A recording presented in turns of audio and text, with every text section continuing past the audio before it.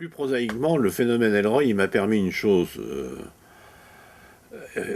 C'est un pouvoir économique plus grand. C'est-à-dire qu'il a donné d'abord de l'oxygène à la collection.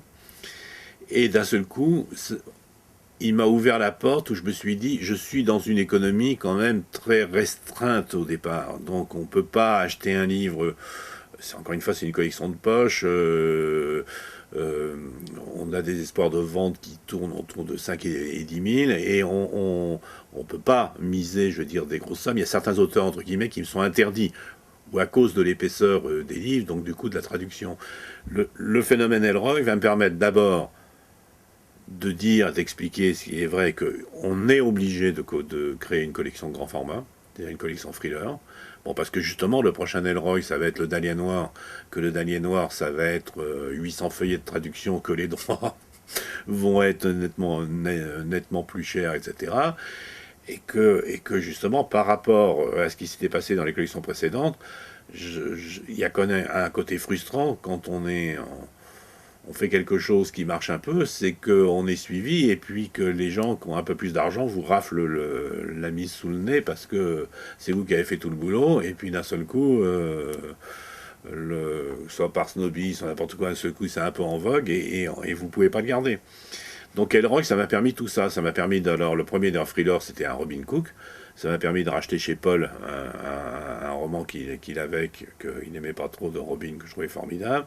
Ça m'a permis, bien sûr, de publier Elroy. Ça m'a permis de continuer Hillerman, qui avait entre-temps explosé aux États-Unis, qui était devenu un vrai best-seller.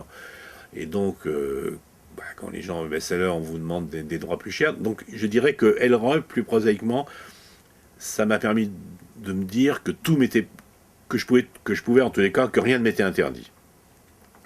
Et ça se sent parce que du coup, les agents en effet aussi, y compris des grands auteurs, ils viennent, ce qu'ils ne faisaient pas à l'époque, peut-être parce qu'en effet, bon, c'est une collection de poche, il ne peut pas faire ça, ça ou ça. D'un seul coup, tout s'ouvrait. Et en plus, bien sûr, derrière Elroy, ça a attiré mon attention vers un éditeur, celui qui avait édité Elroy. Ça m'a donné envie d'aller voir ailleurs.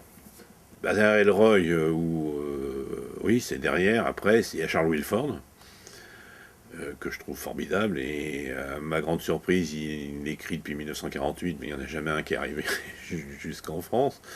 Il y a Edward Bunker, c'est Elroy qui me l'envoie. Il y a Robin Cook justement qui a quitté la série noire et pour moi pour son chef-d'œuvre qui est J'étais Dora Suarez, des choses comme ça. Il y a Paco Ignacio Taibo, il y a aussi l'ouverture vers l'Amérique du Sud, le Mexique, etc. Il y a plein de gens.